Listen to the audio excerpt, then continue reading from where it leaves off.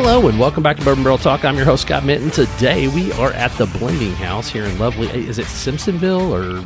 We're Shelbyville. Shelbyville? Yep.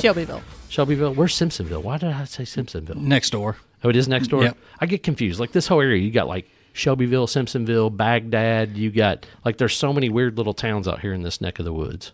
Yeah, we are literally, the Baghdad Shelbyville line runs between warehouses 1 and 3. No way. Yep. I literally just said that crap. I didn't even have an idea that I was even that close to Baghdad. I just knew it was out this way. Yep. Yeah, I'm in banking, so I had a customer that used to be out here, and I just knew it was out this way someplace. So kind of weird. Anyway. Wait, I have a question right off the bat. What? So with your acreage being in 2 different counties, tax-wise, what does that do? And I know we're getting nowhere first, but it came to mind. We're in the same county. It's just Baghdad and Shelbyville. 2 different cities, 2 different municipalities or towns. So you don't pay city tax on stuff? It's just county? Yeah, just county, as far as I know. And what really the bigger issue that we had was mailing address. Yeah. And that became kind of an issue getting that resolved. But then on top of it, we kind of got annexed into Shelbyville just for the fire protection services side of it. So Shelbyville was able to, take care of us, even though Baghdad Fire does still respond to us. Gotcha. That was the bigger issue, was actually fire suppression. So anyway, we are back Yes. at the Blending House.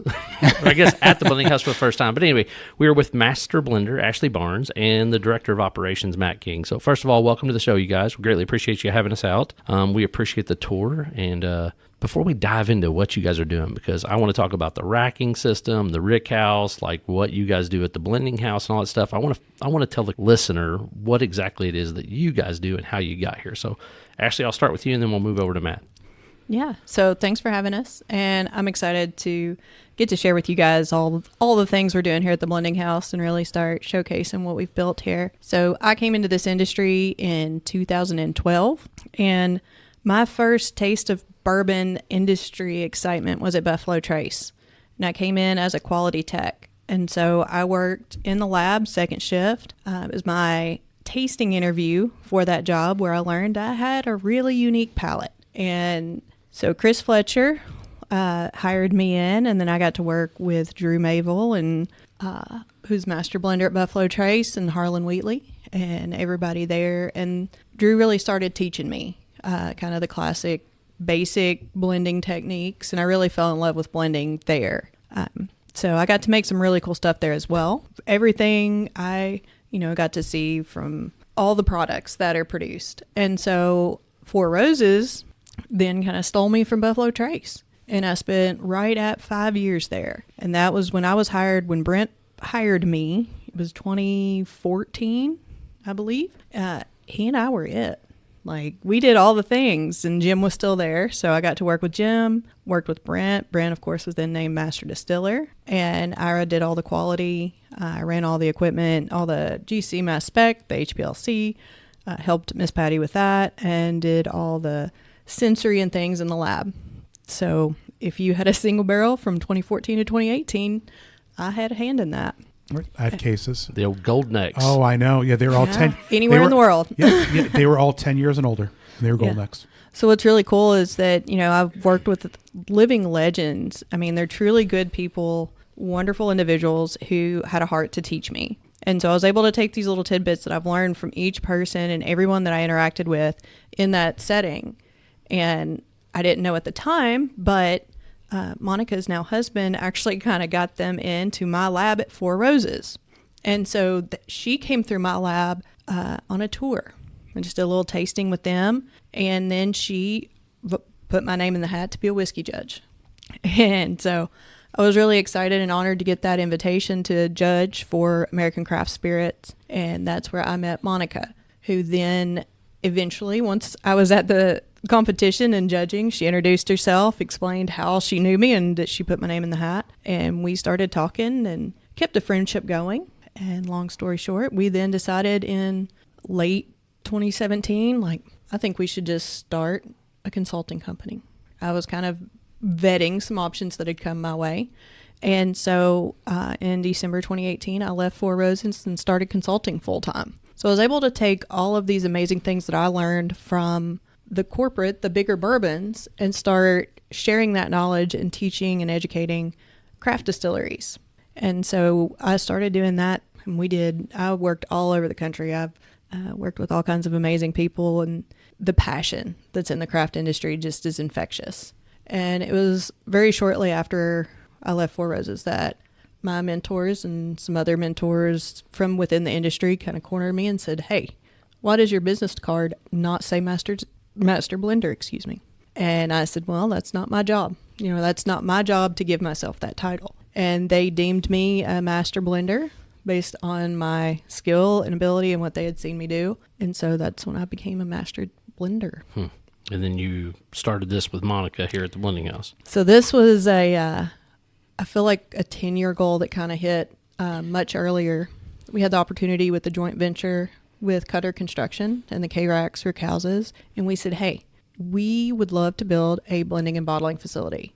The industry needs it. We've been contract bottling and traveling all over to do that. And it would be so nice to have something that is designed for the flexibility of my blending techniques and can also provide that for the industry and other NDPs or other distilleries that maybe they just don't have a bottling line. And so that started, they said, sure, let's build it. And so I started with the footprint and was able to start bringing people in, which is a great segue into Mr. Matt King, who I worked with one of my clients out at Leapers Fork Distillery in Franklin, Tennessee. Okay. Now, before we jump over to Matt, because that is a great segue. So you said that you started in that room at Buffalo Trace. What was your background before that? Were you like a chemist at like some college? Like, did you go like, or did you just were like a master person at tasting and they just hired you out of the blue? How did that work? I had no clue that I was tasting things different from other people. My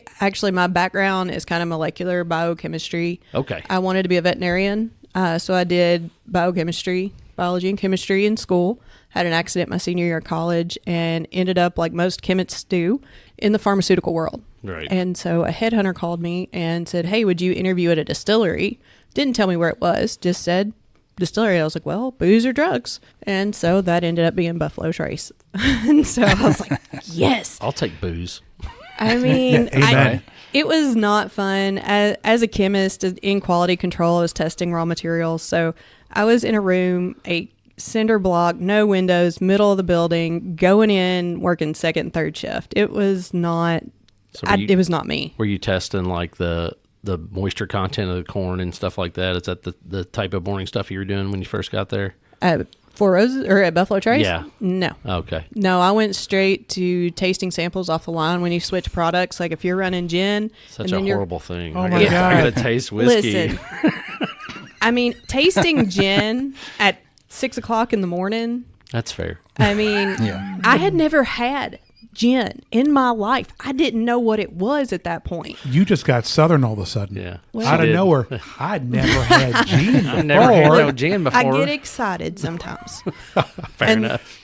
So yeah, no, I went straight into the quality control lab and I did all the distillations for anything that needed to be distilled, TTB testing, certified TTB chemist. But a big part of my job not only was like bottling quality, was tasting things off the line. If you're switching products between gin and vodka or Fireball and Pappy Van Winkle, you wouldn't run those on the same line. But if you were switching between that, you wanted to make sure those lines were clean. Right.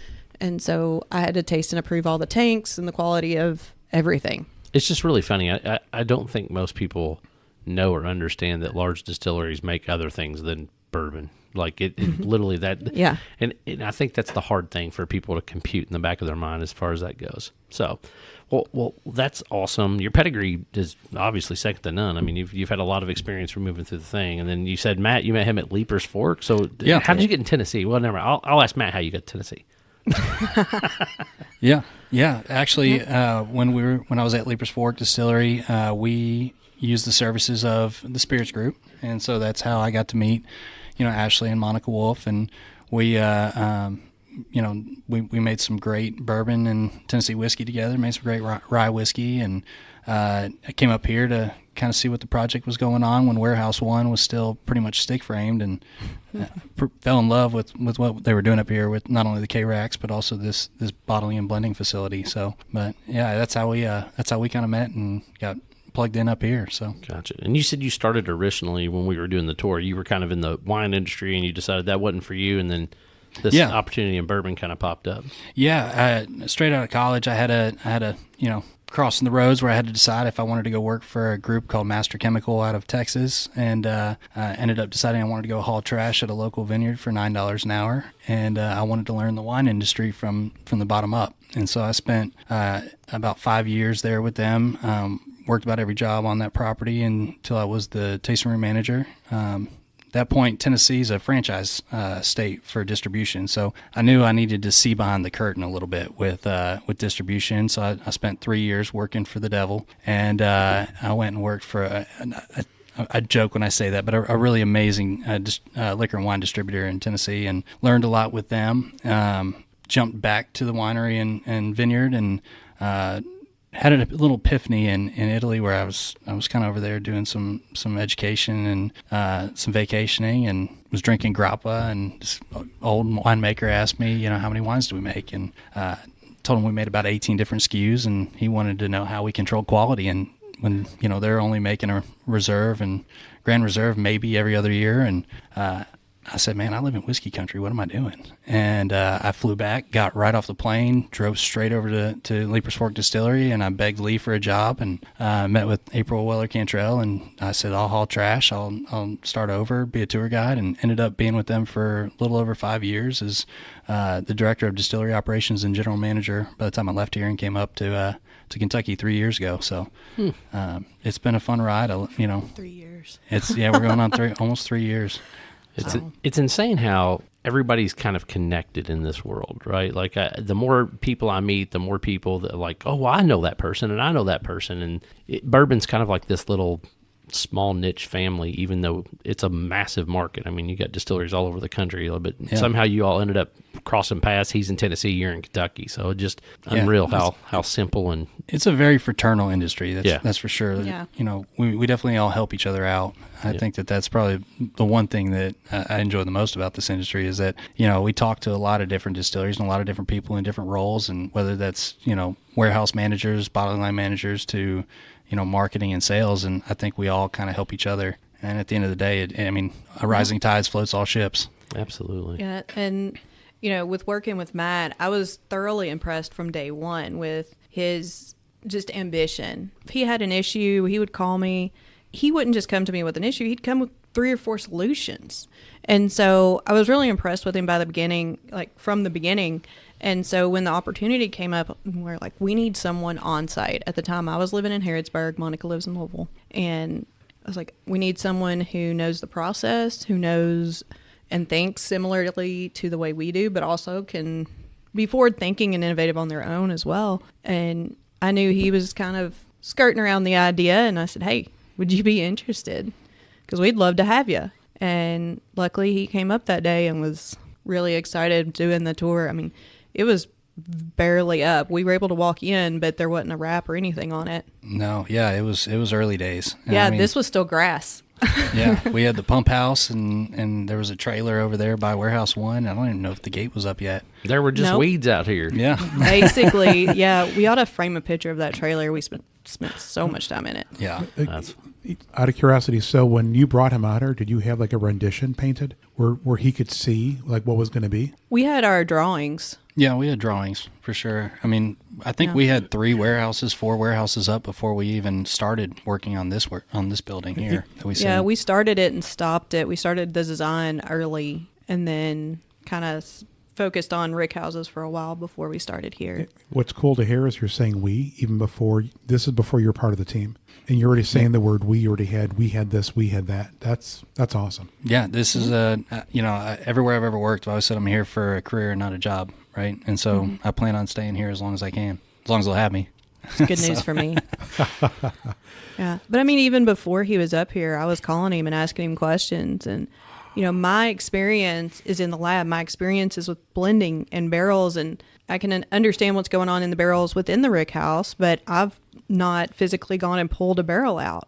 I mean, I've done a lot more now, but at that time I hadn't. So like you said, we help everybody. We help each other out. So I was calling him for a lot of advice. Like, hey, what do you think of this? Yeah, I think my first memory of our conversations of the project was before I was entertaining the idea of coming to work here was you guys were looking at a camera system that was going to scan bongs, and I'm like, what bongs else and can we QR do? codes. It's bad. Yeah. Wait, scan what?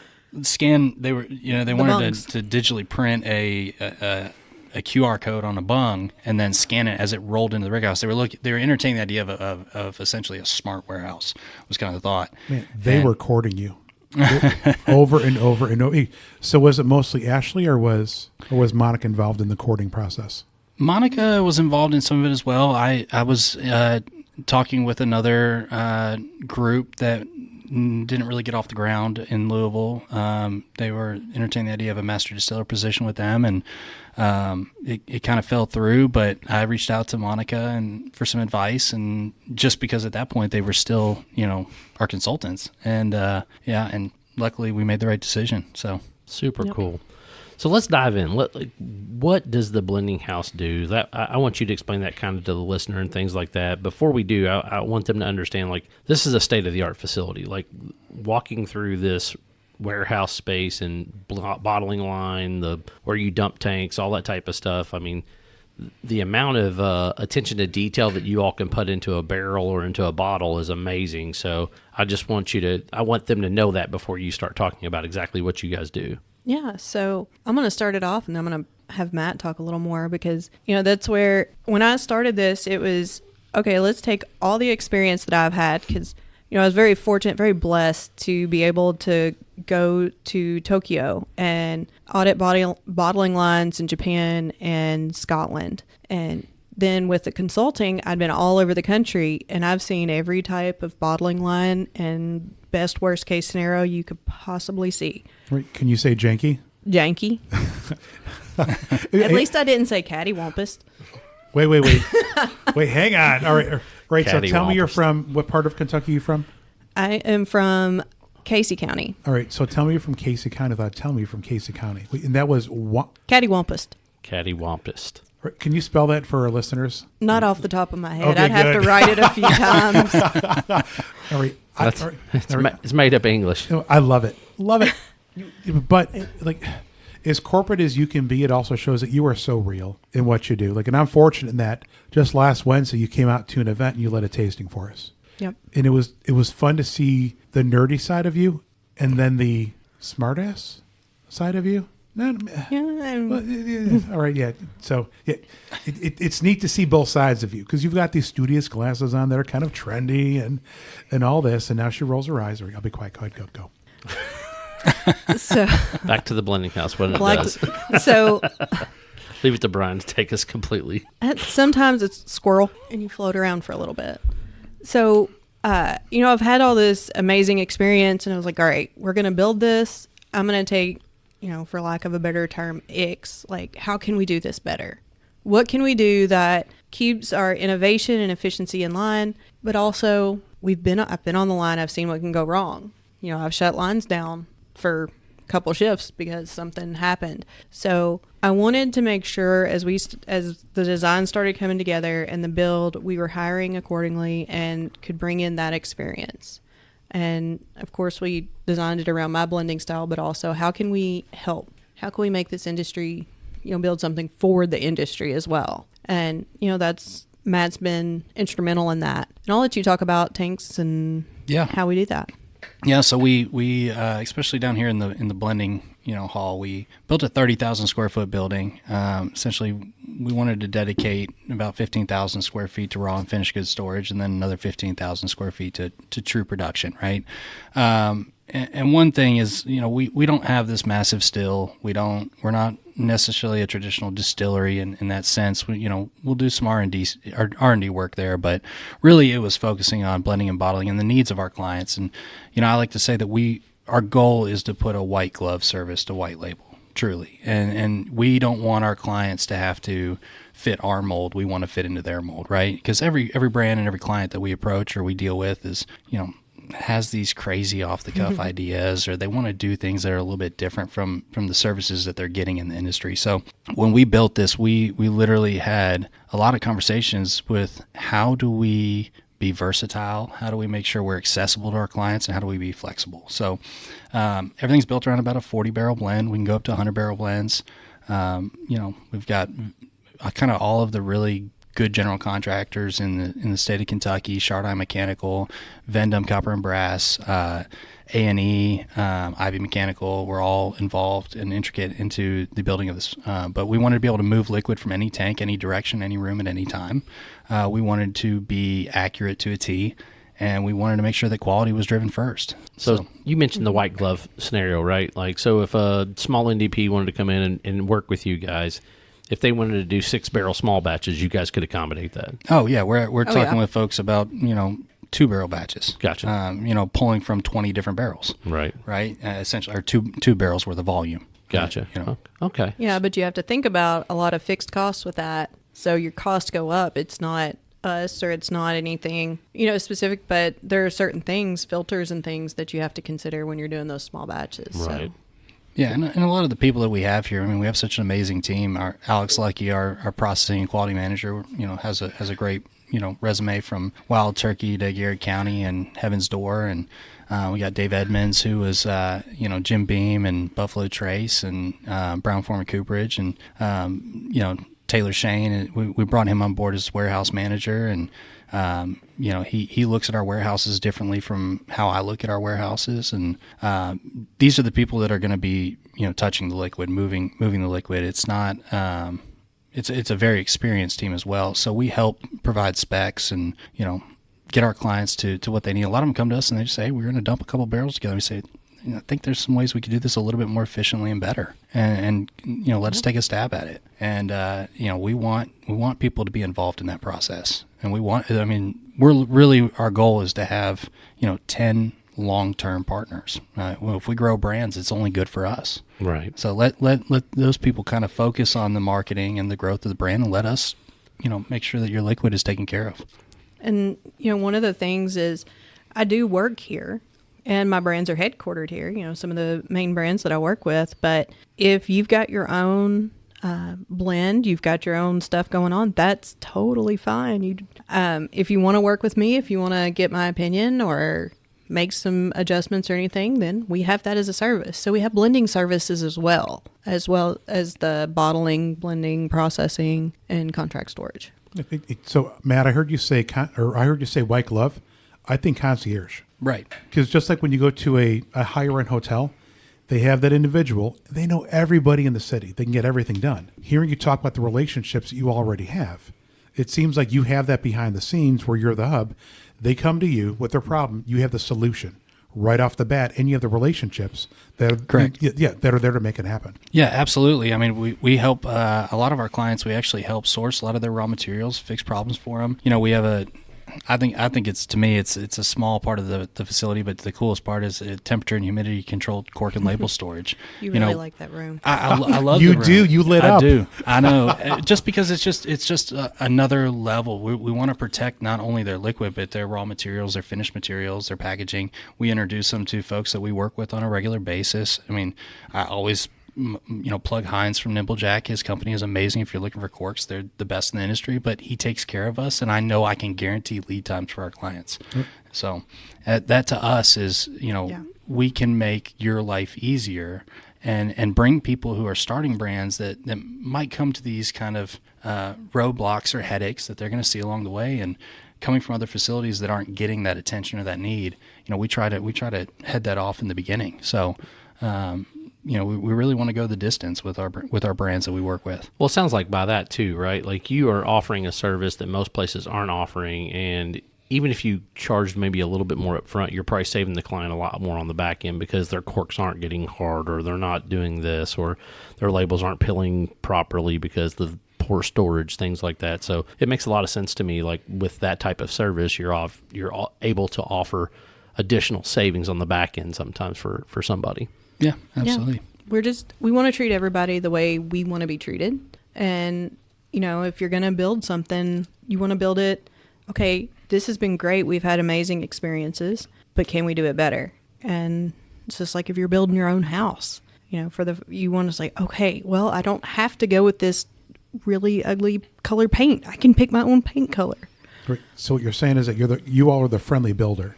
Because builders customarily are not fun to work with. Because they are all about cookie cutter, and they're all about no, yeah, we're not required to do that. You guys are like the opposite. Wait, so Ash, have you built a house just because I feel like you're okay. No. Because as I was saying that, I want to. Oh my gosh. I just went And through he that just did. process. Listen, yeah. everybody wants to build their house until they build their house and they realize how much strain it actually puts on yeah. your entire life. It's horrible. Yeah, I mean, it's funny. I spent 9 months living in hotels, building a house up here with my family back in Tennessee because we believed in this, this project.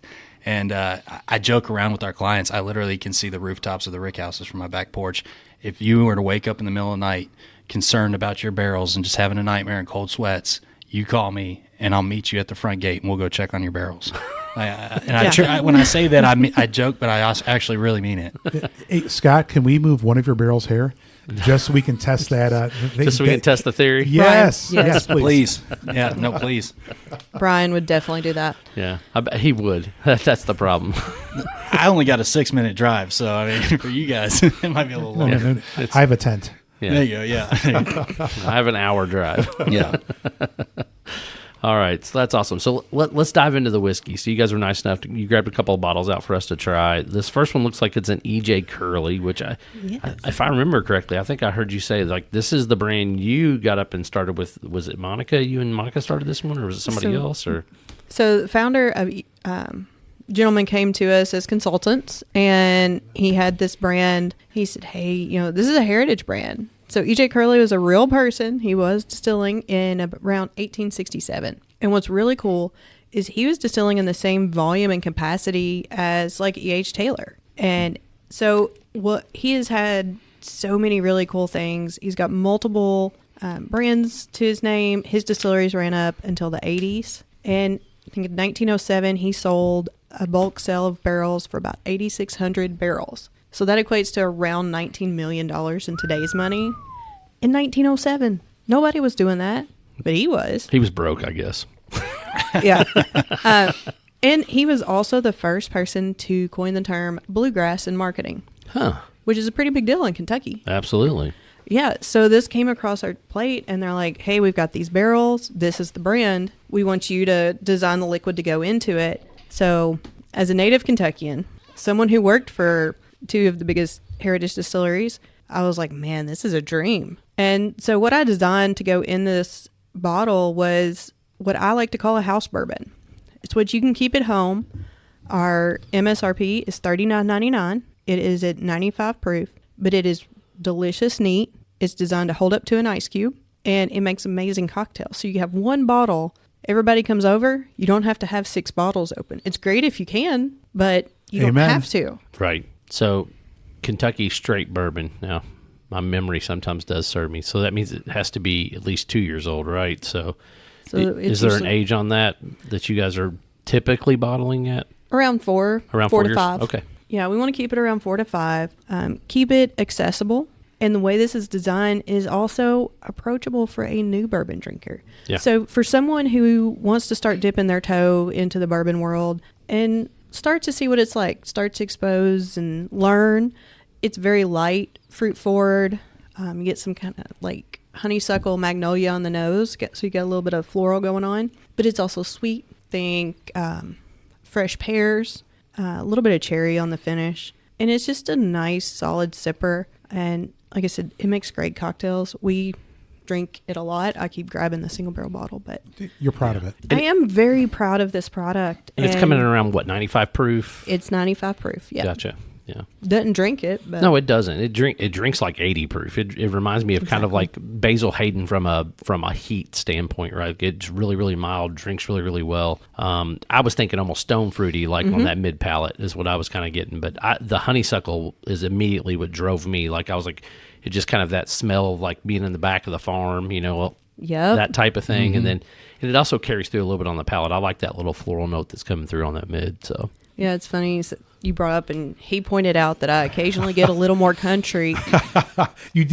So just as you said country, it happened again. Country. There are some words that I just cannot, it just happens. it happens to me too. It does, but I have a really hard time saying the word orange. So a lot of We times I'll are be like, gonna- orange, baby. You got some orange in the back. Man, orange is back. My wife's like, what, orange? What is an orange? And I'm like, I'm sorry, orange. Like Tennessee? So yeah, I get it. Yeah. So Yeah. Yeah. But, growing up, we had honeysuckle, wild honeysuckle everywhere. So it drew me to those flavors to be able to coax them out of the barrels. And then of course, we've done a few batches of it. I've been able to keep that as a highlight. And I really appreciate that. And for me, it triggers that memory of back home growing up. we on the always farm. talk about on the show that it's great when you can tie bourbon to a memory of some sort, like Always. when Absolutely. I get, and people make fun of me because like I'll be like, oh, kind of like a baseball mitt. It's got kind of that leather. They're like, a baseball mitt. And I'm like, yeah. I said every fat kid that ever played baseball, he sat in right field and chewed on the little string on the back of his glove. Like, So that's why Mark Rucker always says he's chewing on his glove. Yes. I mean, it's just that oily, leathery Yeah, texture that yeah. you get, and people are like, "That's just crazy." I was like, "Well, I mean, like, it's just it's a memory. It's tied there. Like, Yeah. I can taste it when I drink that bourbon. Like, and they're like, "Well, that's just nuts." And I'm like, well, "It is what it is." Honeysuckle, mulberry, like, there's different things like immediately that like Field tie greens back is to your field thing. greens too. Yeah, like I mean, my grandma used to put like violets and stuff in eggs, right? And most people are like, violets and eggs. I'm like, hey, you can eat it, right? If you can eat it, we ate it. Yeah. Yeah, We grew up on a dandelion farm. jelly. Yeah. Yeah, so I'll pick up rye, like sometimes that Mr. Bubbles, that Yes. bubble gum. Bubble to gum, me, yeah. Yeah, like Yeah. I brings love me back this. to memory. It's like, so we're all from different places, yet like the conversations we can have about like what we get in the taste and the smell and the feeling that goes back to where we're originally from. Like this is the part of whiskey that I adore. Yeah, Yeah. I do. yeah. It is. Everybody knows what Mr. Bubbles is, and that's a unique bubblegum note. Yeah. Yep. Big League Chew is usually what I dive to, but I knew exactly what you're talking. Yeah. Or Fruit Strike gum. Every now and then I'll get Oh my gosh, I'll get yeah. a bottle of whiskey. It's got a little bit of Fruit Strike gum to it, and they're like, "Fruit Strike gum." I'm like, "Yeah, Fruit Strike gum." Like, You eat the flavor, the powder, yeah, like the way that it lays in your mouth. Yep. Yes. Like so, the one of many things that I love about this is all that sweetness on the nose, and it's not like one particular thing, but stone fruit. It's a little fleshy. But it's like a softer stone fruit. And for people that have some patience, like when it comes like to nose in a whiskey, I love when I get that because it's a happy smell, and it's so approachable. There is no rye that shoots up your nose. So yeah. And the way this is blended, now every batch is not blended the exact same. And as an NDP, which is non-producing, I'm able to layer those flavors and build it up. So we're consistent in that bottle every time. I may use a different technique. I may use different flavor groupings to build the blend, but I know that I can hit that flavor profile consistently through blending. right. And I'm not going to say it's my superpower, but Just say it's it. my fun. I enjoy it. It kind of is a superpower. I mean, really. Just say the damn thing. Just say it. Y'all know I don't like bragging on myself. Well, it's okay. I always just say there's weird superpowers that everybody kind of has. That's true. Mine is obviously way different than most other people's too. So All right. I get it. You'll get Yeah. mine as a VA mortgage benefit.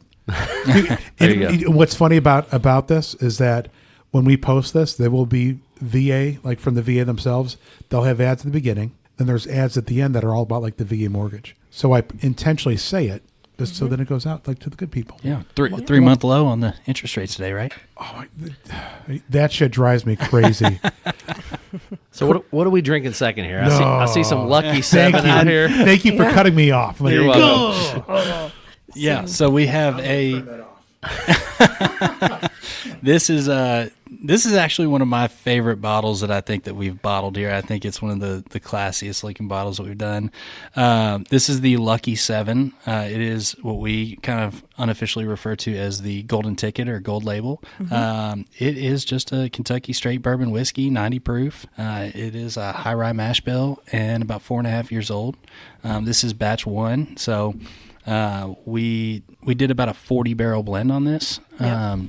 And we ran that early on, and we were able to use some really cool, capabilities on our bottle line to print on batch numbers and ABVs and proofs. And so, This was our second bottling run second bottling run in to September. yeah, You turned yourself off. Yeah. All right, I'm back. Smart Alex. Hey, this cork is badass. Dude, Yeah, it's pretty awesome. I love the entire packaging for Lucky 7. JP and Mike, right? Is that, Yep, okay, JP and so, Michael, yeah.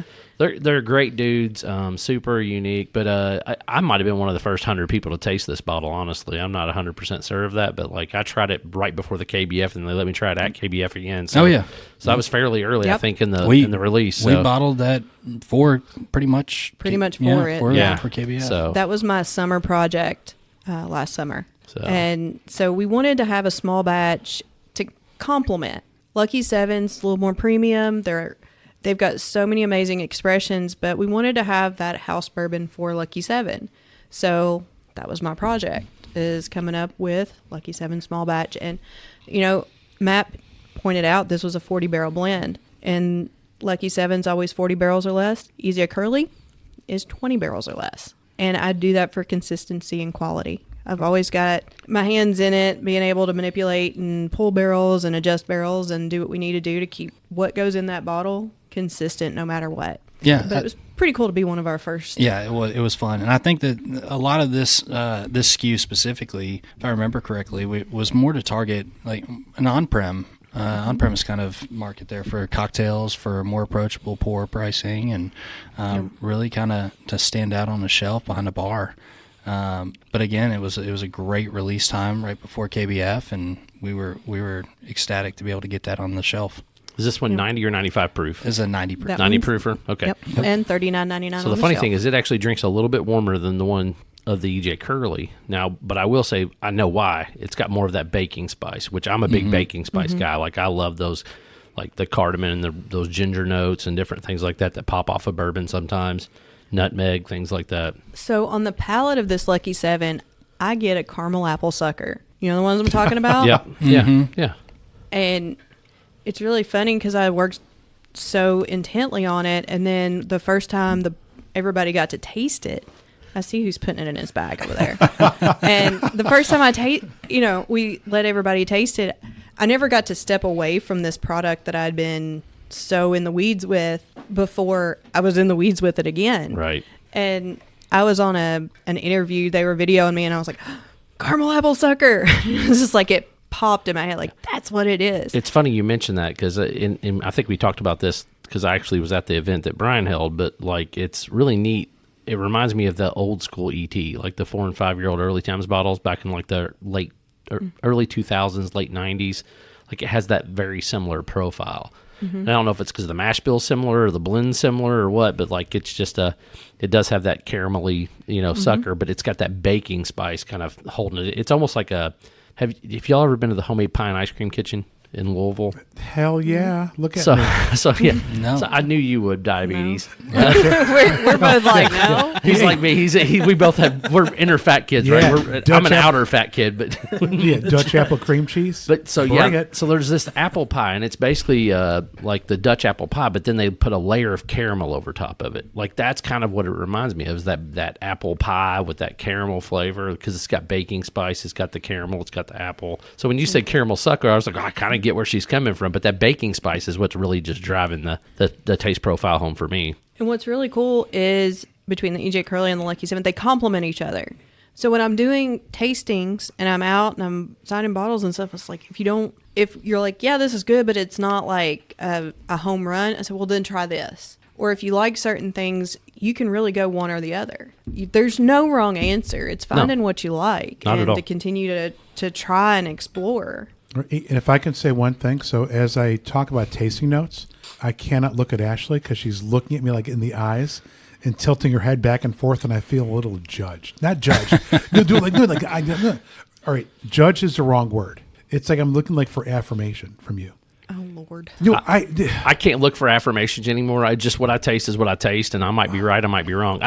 Everybody tastes something a little different anyway, right? But so next time you're going to share taste notes, look her in the eye. See if you feel the same way. Yes, like that. do I feel judged? I am not judging anybody. I'm always curious. Give me another bottle of whiskey. I'll have to try it, and then I'll look at her and tell her. Like, I guess I probably could have. Does this get baking spice to you? And then she's like, "What kind?" She'd be like, Let's be specific. Yeah. Clove, nutmeg.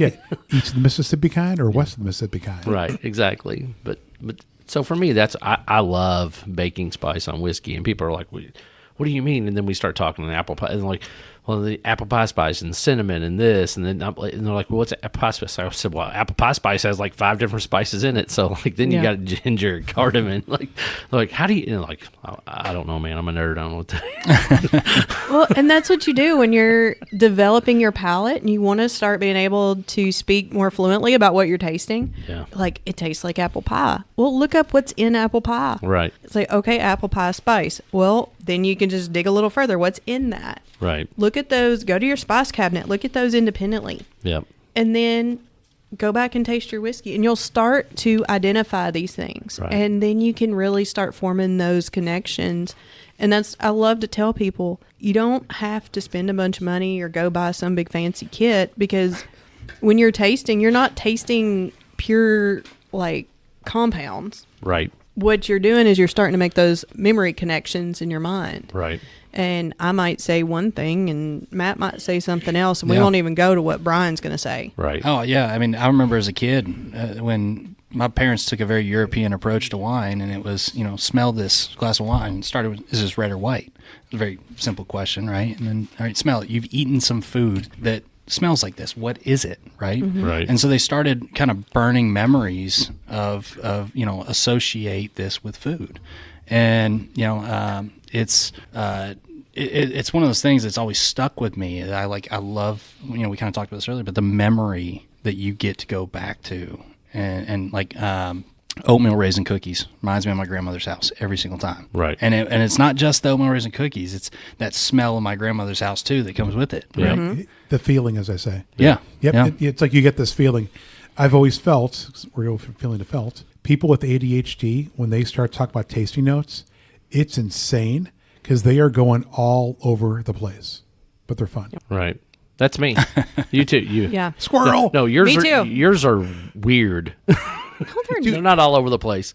Oh no, he'll pull some weird stuff out of his. She's looking. Yes. He will I pull laid some my weird notebook over there. He will pull some weird tasting notes out. He'll be like, "Well, this is blah." I don't even remember the one it was, but a couple of weeks ago we were sitting around and he was talking about some kind of soda mixed with something. I'm like, Brian, what? And then the more I started thinking about, it, like, damn it, he's right. Yeah. Yeah. I can see it. Yeah, I can see it. Yeah. Yeah. So that's one of those funny things. So I'm coming by Ashley because you can kind of hear me. This is what I do when I'm bored. Yeah. tasting notes journal. It is. You know, I hate the fact that you have one because mine got lost in a rick house and it disappeared on a barrel pick. And I'm like, somebody took this and kept it. Like there had to have been 1,400 tasting notes in this book. man. Liquid gold. If you look behind you on the top shelf, all those notebooks, They're all your tasting notes? well, those are since I started consulting. Right. Now, in my backpack, I've actually got my notebook from Buffalo Trace. There we go. And the notebook over there has, for the last maybe 2 months worth. There you go. I love it. Yeah. I stopped taking a journal because I was so hard written about the fact that I lost the one that I'd been compiling for 6 years. Right. A lot of work in that. Yeah. Just one notebook for 6 years? Yeah. It was a 5-subject notebook, like It's maybe 2 months. I'm a visual learner. right. And if I want to memorize something, I've got to write it. But also just how I process. If I'm not talking through it, I'm writing through it. And sometimes that can be a little backwards. But I'm get going to it. pop this. Wait, a little what? Pop it. What's the wampus? Cattywampus. Cattywampus. I want a tattoo that or hashtag cattywampus. I don't think anyone's ever been obsessed with a random word that came out of my mouth. That's a big hashtag, man. It's got to be like a 13-word letter or 13-letter word. I mean, That's fine. That's a 10-point word or a $10 word. $10 word. Yeah, $10 word and We do points in my house. For wherever. The boys. So this is a single barrel of the EJ Curly coming around. Brian, what's the stats on that bad boy? We like 120, 130? 131.4, 131.4. 65.7 All right. ABV. I never say that. I'm supposed to. ABV. All right. And it's picked by Ashley. So this is Rockton. Rockton. All right, we'll go back. Hey, Ashley, who's this picked by? Come on, you have glasses. I can read it from here. Jesus, come on, hurry up. I'm blonde. I am literally blonde. So it is Rockton Food and Spirits, and they are up on the Wisconsin line. And it was really cool. So they did a EJ Curly single barrel pick, and it sold out in 5 minutes. So I was going to Chicago for an event, and An event. An event. Lord, I It's can't just say certain. anything. It's just certain words. I love it. I think it's super cute. But I So- just like, Whoa. no, I mean, like I love a good accent. Like it's just Accent. half my family. That's the problem. Like I'm gonna sit here with her for much longer, and I'm gonna start talking like all my family from Versailles. Versailles. Here we go. It'd be Versailles. Then my dad's side of the family's all from Brownsville, Kentucky. So like it'll get bad real quick if I stay here too much longer. The more we sip, the worse it gets. So, anyways, I landed and went straight up there to meet these gentlemen, and they do some amazing picks up there. And so we actually ended up doing 2 barrels this time, and it's not just one store. There's 2 stores, and so I think 2 stores. But they just jokingly did their label, kind of dressed up as the Blues Brothers. Right. And I was like, oh, that's so cool. And we talked about it. We reminisced about the movie. And then I get this picture sent to me from Polly, was our national sales director.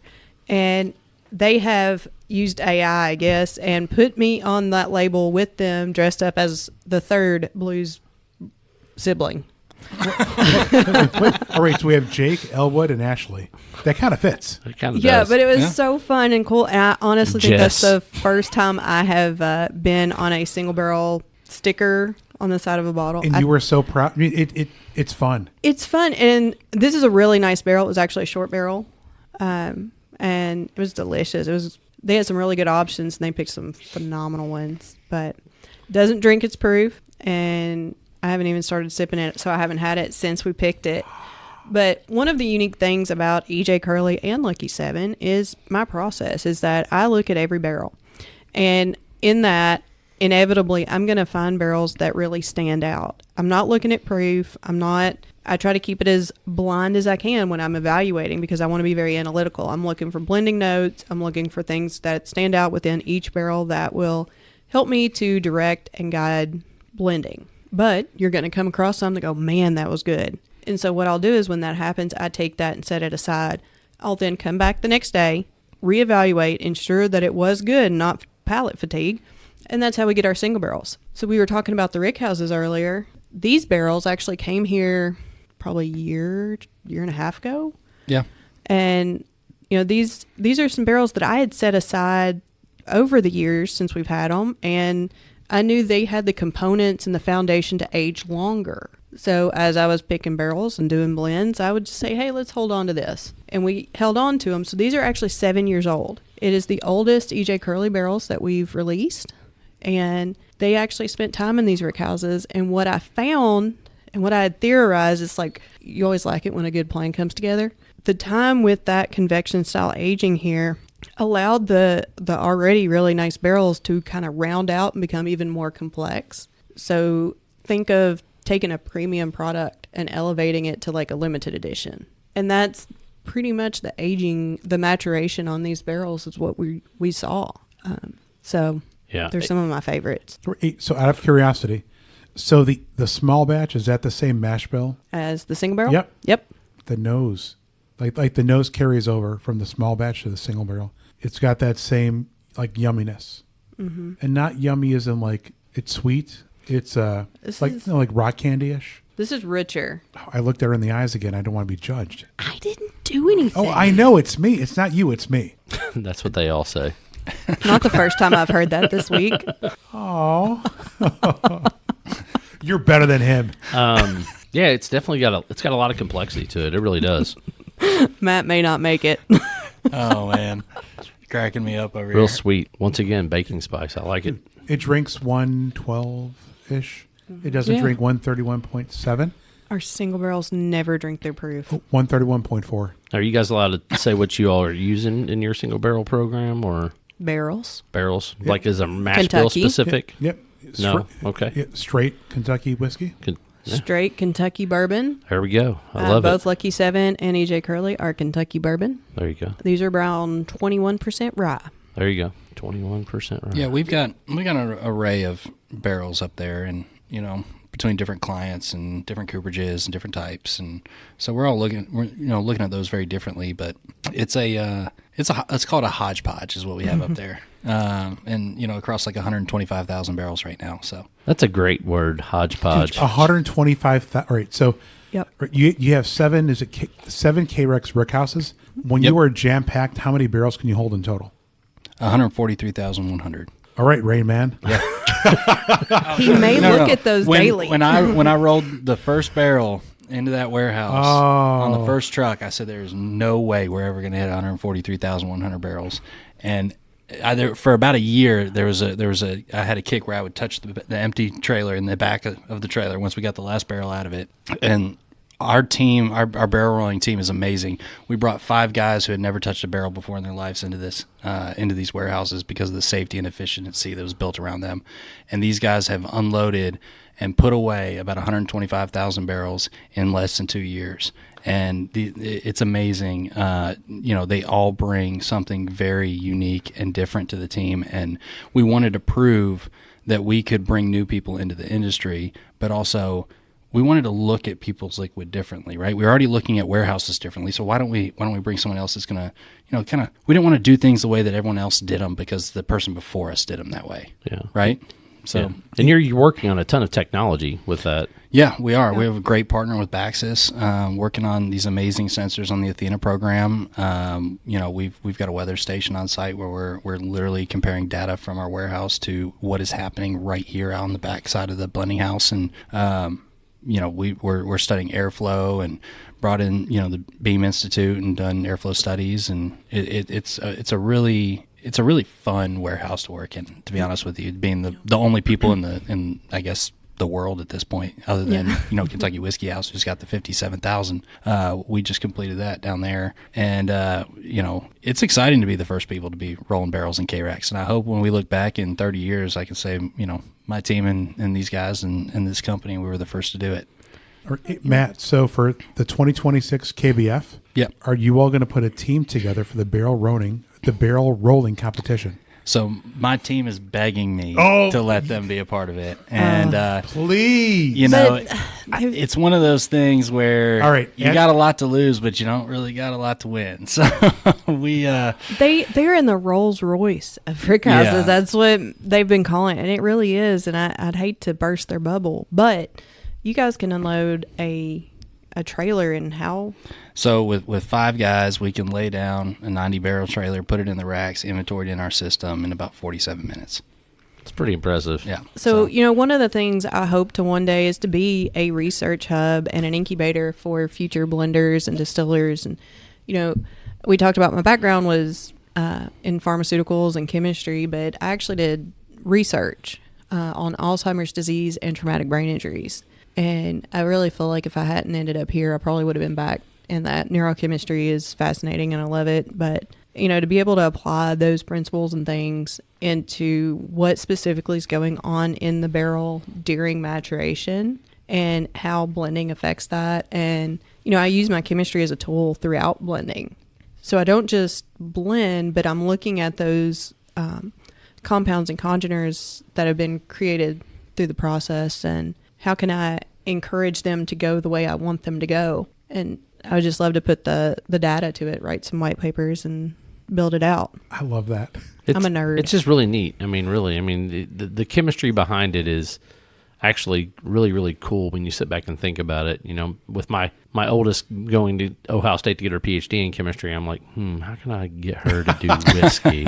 There's lots of opportunity. Yep. Yeah, it would be great to be able to give individual barrels, a rap sheet. Where did they come from? These barrels move between distillery to distillery, and we don't know where they sat, how long they sat, how many hands have they passed through, or what floor were they on? And we don't really share that right now amongst each other. And it's not necessarily we're trying to give away proprietary information. It's, for a lot of our clients, that information is kind of important. And, how do we help kind of dial that in for them? So that way we can get their packaging, to, ordering down to, a science. And again, they're not wasting money on, materials sitting in this warehouse or how do we weigh barrels and racks? That's something that we would love to figure out how to do.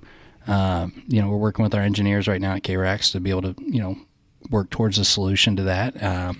I spoke with a group the other day about how do we put a thermal imaging camera to the side of a barrel to look at liquid level. I mean, we're literally you were going to piss off the old timers.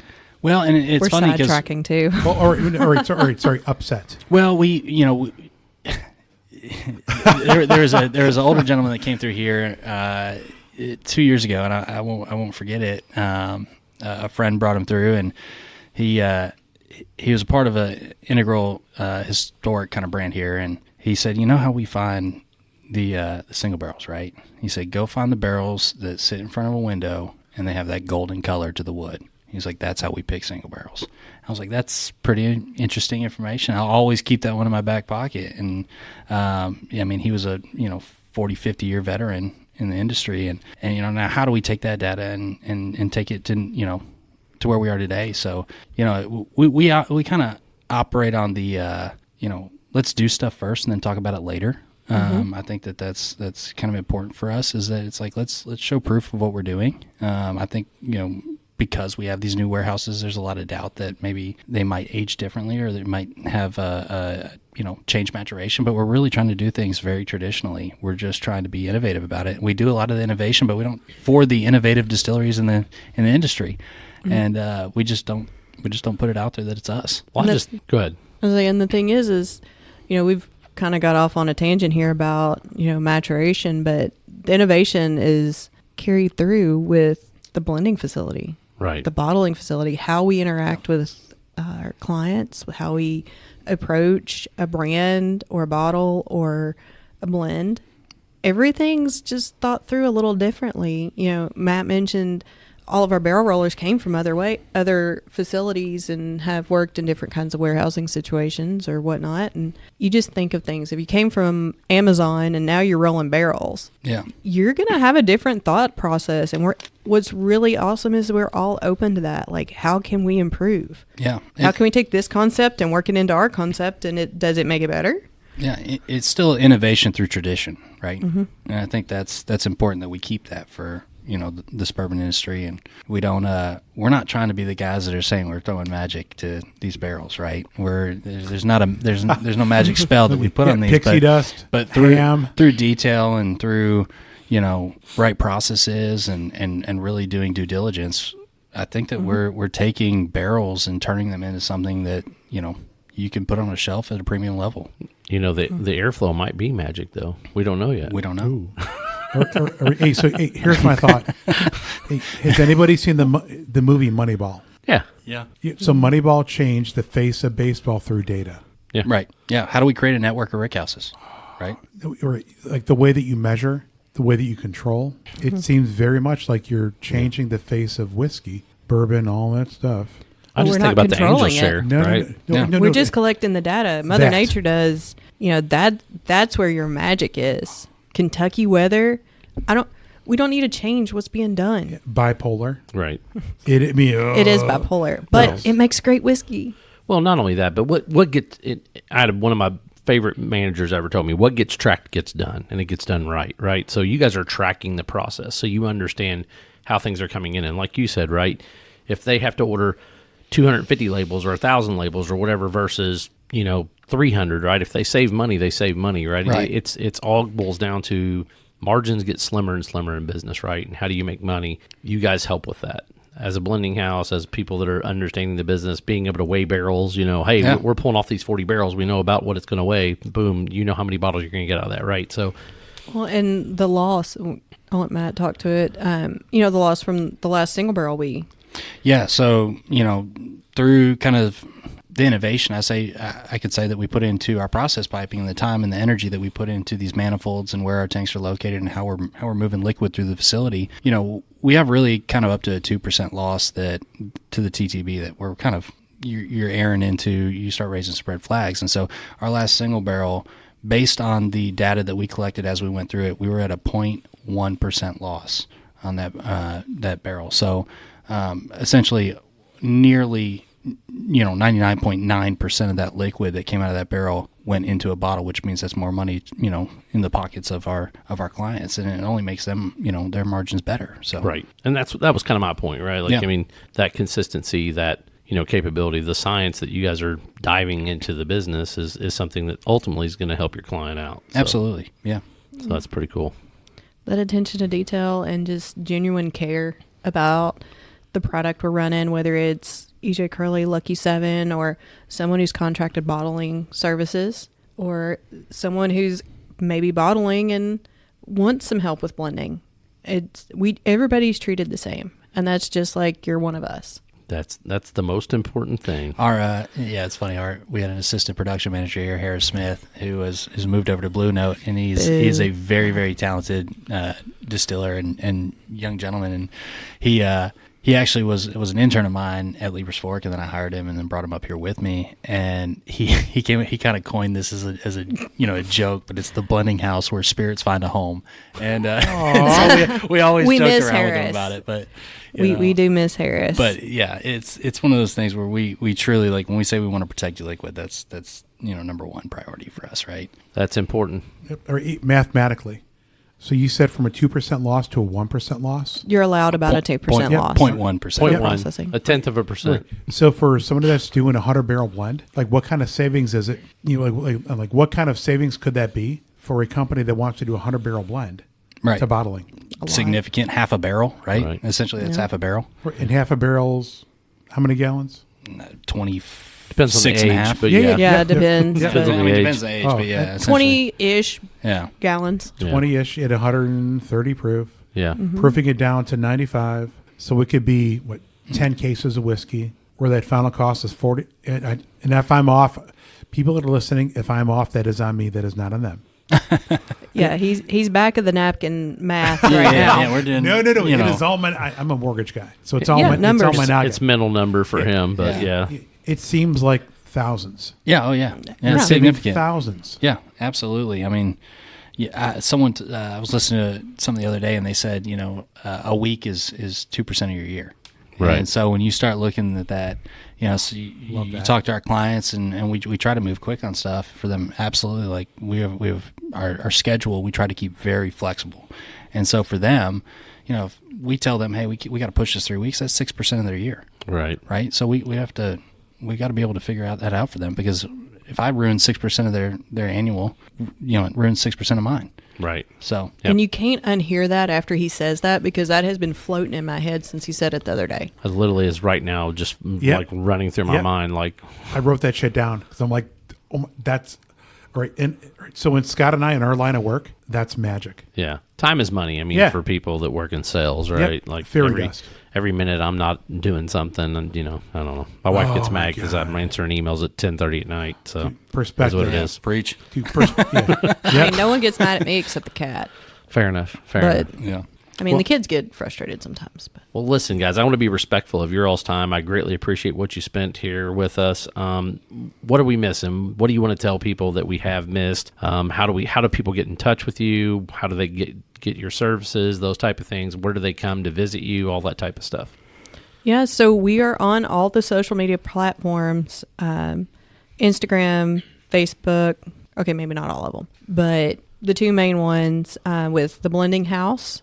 And I'm on there as Ashley Barnes MB. On Facebook, I'm just Ashley Barnes. The brands themselves are on the same platforms, and you can go to our website.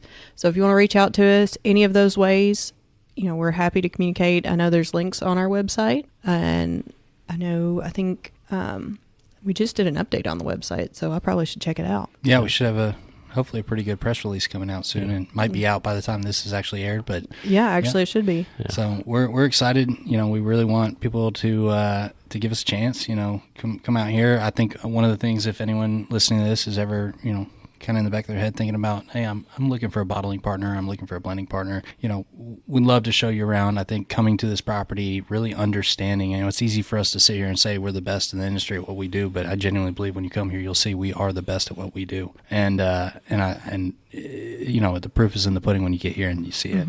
So. Absolutely. So you guys won't be offering tours anytime soon or anything like that, you don't think? Or I'd say in the next year or so. Yeah, it's gotcha. I would love to say by the end of the year, but I'm just going to go on and say probably look at early next year. Good deal. Good That deal. is in the plan, is kind of designing something so that we can have an opportunity on the website to go in and book tours. Gotcha. So they can message you guys through Instagram or Facebook. Those are the two big ones, and then run that way. Email address, is that okay if I give that out? I think it's on everything. Yeah, Ashley at theblendinghouse.com or Matt at theblendinghouse.com. Also, if you want to find us, you can find us on Facebook, the Instagram, or the X. Make sure you hit the subscribe button. You can also email us any questions, bourbonbarreltalk@gmail.com. This is Scott hanging out with Ashley and Matt and Brian at the Blending House. Peace out. To infinity.